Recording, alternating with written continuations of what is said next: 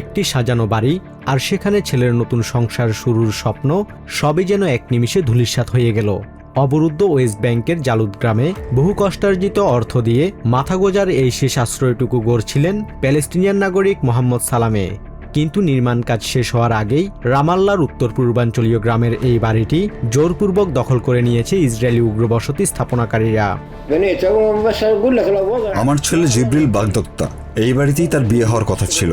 আমি খুব যত্ন করে বাড়িটি তৈরি করেছিলাম, কিন্তু গাজায় যুদ্ধ শুরু হওয়ার পর কাজ না থাকায় এবং পরিস্থিতির কারণে আমরা নির্মাণ কাজ পুরোপুরি শেষ করতে পারিনি।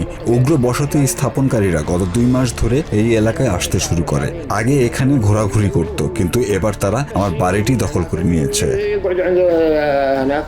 সালামের মতো বহু প্যালেস্টিনিয়ানের স্বপ্ন ও অস্তিত্ব কেড়ে নিতেই ইসরায়েলি প্রশাসনের মদদে উগ্রপন্থীরা রাত দিনেই তাণ্ডব চালাচ্ছে বলে অভিযোগ স্থানীয়দের। জালুদ গ্রাম পরিষদ জানিয়েছে, চলতি বছর এ পর্যন্ত অন্তত 5 বার বড় ধরনের হামলার শিকার হয়েছে পুরো গ্রাম। স্যাটেলাররা ওয়েস্ট ব্যাংক জুড়ে দিনরাত নির্বিচারে হামলা চালিয়ে গাড়ি বাড়ি ভাঙচুর ও পুড়িয়ে দেয়া, ফসলি জমিতে আগুন এবং গাছপালা উপড়ে ফেলা সহ পশু চুরির মতো কাণ্ডও ঘটায়। জালুদ গ্রামের চারপাশের বেশিরভাগ জমির নিয়ন্ত্রণ এখন উগ্র বসতি স্থাপনকারী গ্রুপ হিলটপ ইউথের হাতে। সবাই জানে যে তারা ইসরায়েলি সরকারের সরাসরি সমর্থন পাচ্ছে। এমনকি সরকারের 2জন মন্ত্রী দিন রাত কাজ করছেন পুরো প্যালেস্টাইনের জমি দখল করার লক্ষ্যে। গ্রাম প্রধান জানান, ইসরায়েলি পুলিশ ও সেনাবাহিনীর কাছে বারবার আবেদন করেও প্যালেস্টিনিয়ানদের স্বপ্ন ও সম্পদ রক্ষায় কোনো সাহায্য পাওয়া যায়নি। নির্মাণাধীন এই বাড়িটি উগ্রপন্থীদের হাত থেকে উদ্ধার করা না গেলে পুরো অঞ্চলের যোগাযোগ বিচ্ছিন্ন হওয়া সহ আশেপাশের অন্যান্য বাড়িগুলোও দখলের ঝুঁকিতে পড়বে বলে জানান তিনি।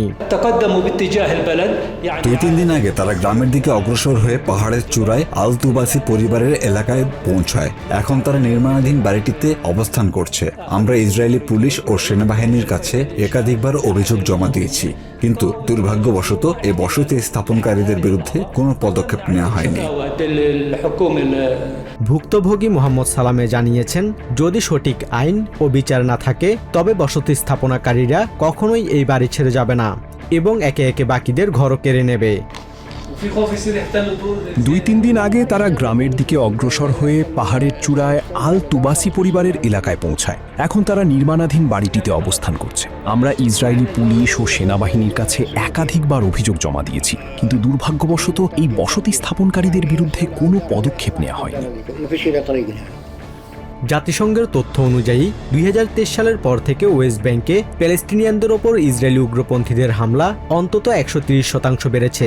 আন্তর্জাতিক আইনের তোয়াক্কা না করে এভাবে প্রতিনিয়ত রাষ্ট্রীয় মদদে প্যালেস্টিনিয়ানদের স্বপ্ন ভাঙার উল্লাসে মেতেছে ইসরায়েলি উগ্র বসতি স্থাপনকারীরা। Basudeb Nath, TVN 24 news desk. New York থেকে সম্প্রচারিত টিভিএন 24 টেলিভিশন বিশ্বজুড়ে বাঙালির কণ্ঠস্বর।